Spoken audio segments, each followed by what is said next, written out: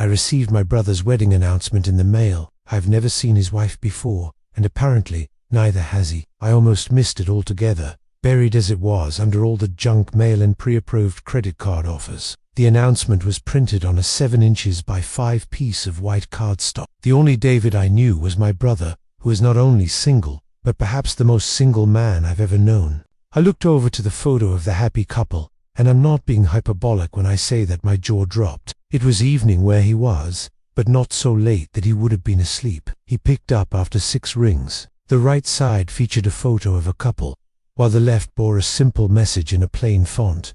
Just married, David and Emma, June 6th, Acadia. He was strolling down the beach, hand in hand with a young woman. Both of them caught me, I told him, squinting down at the woman's face. He gazed adoringly at the woman, at Emma I guess, who was covering the top half of her face with her free hand. He eventually said he had no idea who Emma was, nor who had sent me the card. One of my old neighbors had indeed received a card, and seemed a little disappointed when I revealed it was only a prank. My parents checked their mailbox upon my request, and only then did they find the announcement. Thank God I called before they could discover it on their own. I genuinely think my mum would have had a heart attack. So far, the night after I called David about the card, I woke up in the middle of the night to my phone ringing. I checked the caller ID and saw that it was David. I assumed he was calling me about the stupid prank, and part of me wanted to ignore him until the morning. Then again, he could have been having some kind of emergency. So I picked up the phone and grumbled "what?" into the mic. There was silence for a few seconds, and then I was shocked to hear a woman's voice on the other end. I sent him a text asking who had just called, then called him 3 more times. No one picked up, and I was starting to panic. Yeah, I know, the most likely explanation was that he simply had a woman over, but something didn't feel right. I guess David's paranoia was rubbing off on me, because I was so weirded out that I actually phoned David's buddy Mike, who lived in his same apartment building, and made him do a wellness check for me. Those are the only 2 households that have received the cards, and I found it bizarre that David's friends knew either of those addresses, said the voice, quiet and slow and unmistakably feminine. I sat up in bed. Sure, some of his friends were pranksters, but how would any of them have gotten my address without David's knowledge? He said that he had yet found the culprit and planned to continue his search in the morning. There had been a tragic incident at our high school in which an Emma in David's year fell headfirst behind some lockers, dying from positional asphyxia. I had dragged David along to a regard at an Emma's house in college, which had ended in both of us spending a night in jail for public intoxication. Apparently, my life was just one big stream of Emmas, and none of them seemed plausibly linked to the marriage announcements. He didn't have anyone over, and there were no signs that anyone had broken into his apartment or messed with his phone. The longer I stared at the woman in the photo, the more creeped out I got. Why was she covering her eyes? If someone had gone through the trouble of creating fake couple photos, why not give Emma a more natural pose? Frankly, I could only look at the marriage announcement for a few seconds at a time before I had to put it down. And yet,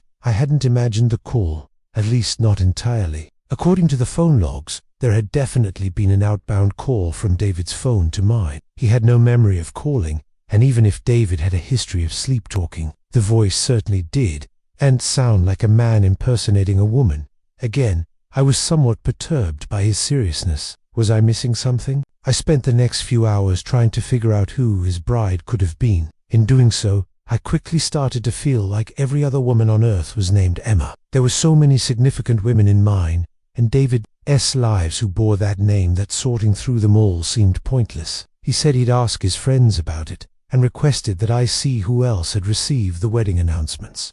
Up until that point, I'd still thought of the card as a harmless joke, but the severity of David's reaction put me on edge. Maybe there actually was some woman in his life that, for whatever reason, he didn't want people knowing about. I thought it was strange that she'd be obscuring her own eyes in a wedding announcement photo, but the card itself was so strange that I didn't dwell on her pose. The announcement was either a prank, or David had subverted my every expectation and eloped. I read that strangely unceremonious message twice as I stood in front of my mailbox, trying to recall how I knew the couple. If he had secretly gotten married and wanted to hide it from his family, then he wouldn't have mailed me an announcement. From the confusion in his voice, I figured he wasn't in on the joke. It sounded like one of his friends pulled one over on him. I explained the situation, then sent him a photo of the card. The man in the picture was in fact my younger brother. Once I got past the initial shock of the card, I went back inside, tossed the junk mail, and gave David a call. "Well, muzzle fucking tove.